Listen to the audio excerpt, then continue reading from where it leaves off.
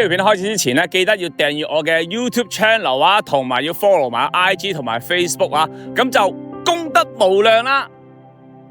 咁啊，今日咧一朝早就嚟到呢個海星灣啦，而家係潮水退咗嘅，咁啊晏啲就會潮水漲啊，咁啊所以嚟呢度之前咧，記得要睇一睇天文台嗰個潮漲嘅指示，先至好嚟呢度啊。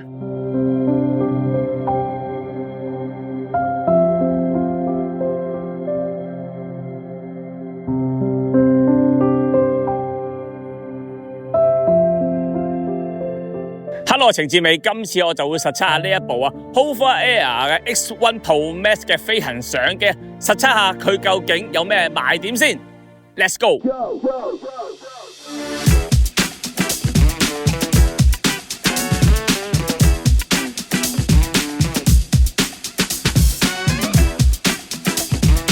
之前咧，我試過呢部 Hover Air X1S 啊，發現佢嘅機身細細，但對一啲完全未玩過航拍嘅人士係好容易掌握嘅。加上個機身輕巧啊，攞去旅行自拍係好方便，同埋咧操作簡易啊，設計上係有啲心思㗎。而今次呢一部Hover Air X1 Pro Max 啊，收到嗰一刻，避開箱見到個包裝就有種高級感啊，帶一點時尚啊。機身嘅設計同埋物料都真係好正啊，感覺到間公司都好進取啊，希望佢 keep 住呢一團火，繼續做好產品啦。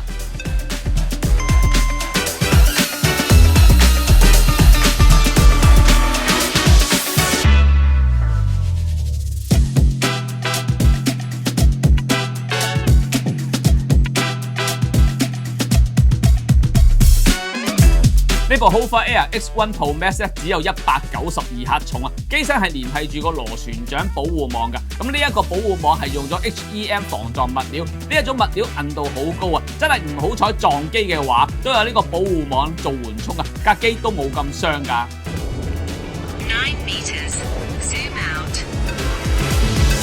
Go, go, go, go.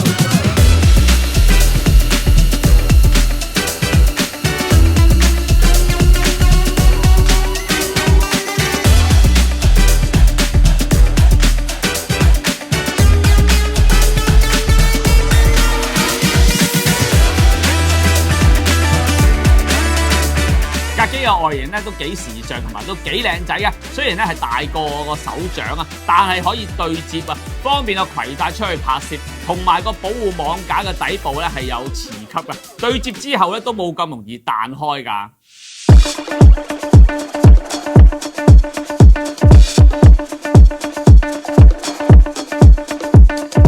呢部 Hover Air X1 Pro Max 內存係有64G 嘅，減咗 firmware 用咗嘅11.9G 咧，實際上係有52.1G 咧可以內存檔案啊。不過咧佢可以外加 micro SD 卡做儲存㗎。而今次我實測呢一部Hover Air X1 Pro Max 咧係一套滑雪套裝啊。呢個套裝主要係有部機啦，有4塊分別係 ND8、16、32、64嘅減光濾鏡啊，3嚿1920mAh 嘅電池啊，其中有2嚿咧仲要係呢個內低溫電池啊，有一個叉電器可以同一時間叉2嚿電，同埋有一個65W輸出嘅火牛啊。另外啊，仲有一個智能充電盒啊，可以喺最低-20度嘅環境啊幫部機叉電添啊。同埋啊，仲有一個靚靚嘅包包添啊。15 meters, bird eye.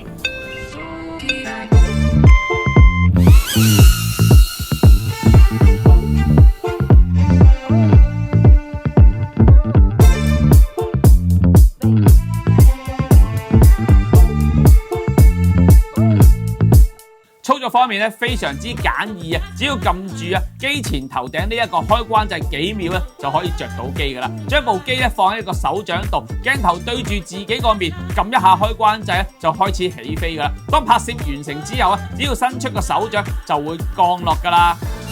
咁啊，而家架飛機應該係會翻嚟啦，因為我停咗之後，佢會翻嚟我身邊，然之後擺翻隻手掌出嚟，佢就會降落啦。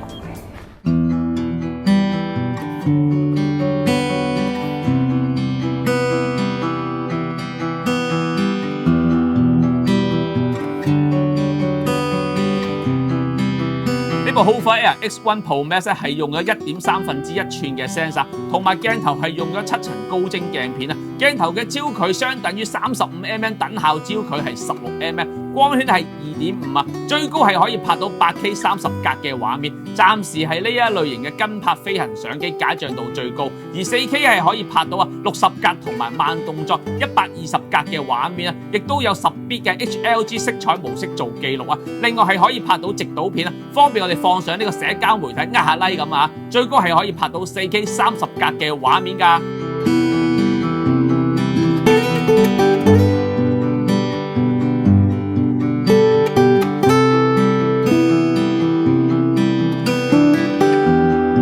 咁而家呢個咧，我就 set 咗 4K 60格 HDR 嘅畫面。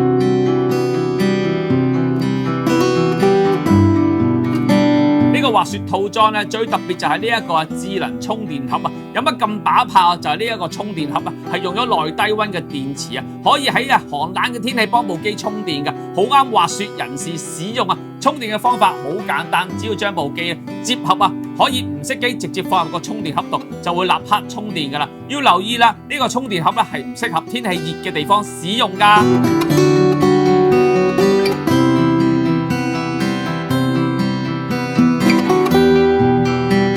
好靚啊！呢度真係好開心。其實我成日都係1廠、2廠、3廠啊，咁呢個應該係做4廠嘅。咁但係略為偏遠啲啊。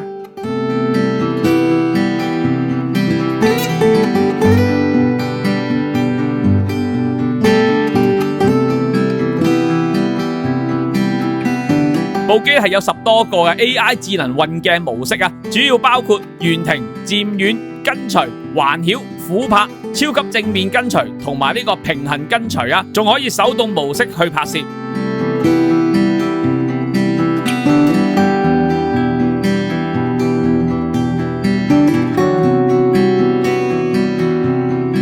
另外啊，呢部機係可以加減光鏡㗎，只要將個減光鏡片套入去個鏡頭度啊，再喺個 app 度選擇已用嘅減光鏡片嘅級數啊，咁咧就搞掂㗎啦。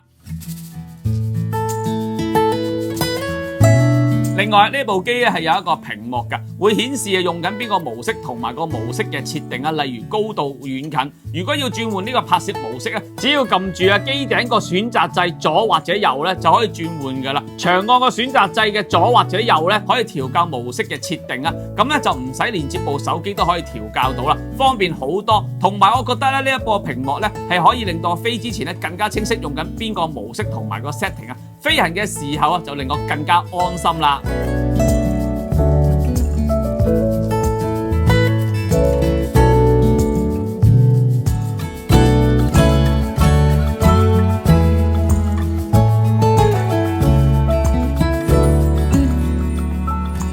呢部 Hover Air X1 Pro Max 嘅飛行相機啊，用嚟拍自己做運動啊，例如跑步啊、踩單車就啱晒啦。因為佢最快嘅飛行速度可以去到每小時42個 km 啊。如果拍攝嘅主體突然變速啊，可以去到每小時60個 km。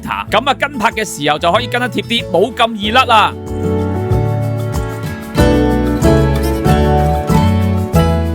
而家收音方面咧，我就係用咗呢個自然降噪嘅功能啦。咁大家應該聽下個聲都幾清楚嘅，同埋呢個環境都比較靜啊。主要係架飛機嘅螺旋槳發出嘅聲音嘅啫。咁用咗呢個自然降噪，應該效果都好好嘅。而家我係教咗呢個深度降噪啊。咁大家而家聽到嗰個降噪都比較深度啲嘅。咁之前用嗰部 Hover Air X1 S 咧，都已經好正噶啦。咁起碼條聲咧降咗噪之後，我覺得都係用得先。咁對我哋咧要拍 vlog 嘅人士嚟講咧，係條聲係好緊要嘅。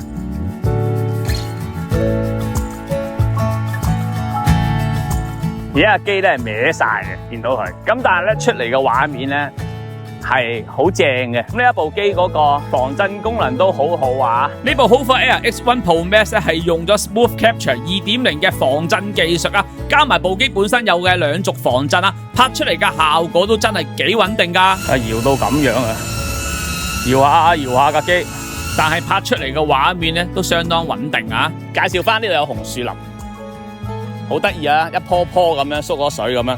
咁呢度一定係要潮水退嘅時候先見到啊，呢啲嘅紅樹林啊，好靚啊。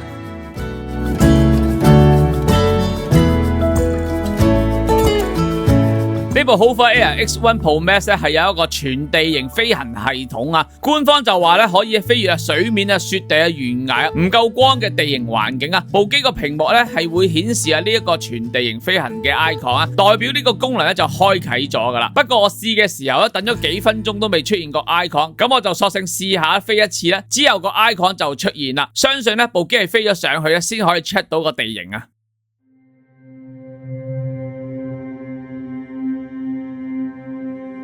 另外，機尾係有一個 TOF 嘅測距傳感器啊，用嚟避障之用啊。開啟部機嘅避障功能啊，用漸遠或者正面跟隨嘅模式咧，如果後面有障礙物咧，部機就會急停噶啦。試下個避障功能先，唔知得唔得啊？好緊張啊！我而家停，哎呀，停到嘅，不過咧就穿過啲樹葉先得。我會建議大家咧用呢一部機咧遠離一啲咧樹葉或者係樹枝嘅障礙物會好啲啊！避唔避到先？嗱呢啲位就冇問題啦，絕對冇問題啦。再試下先，睇下佢咪真係急停先。係啦，即刻停啦，佢已經 check 到後面有條柱。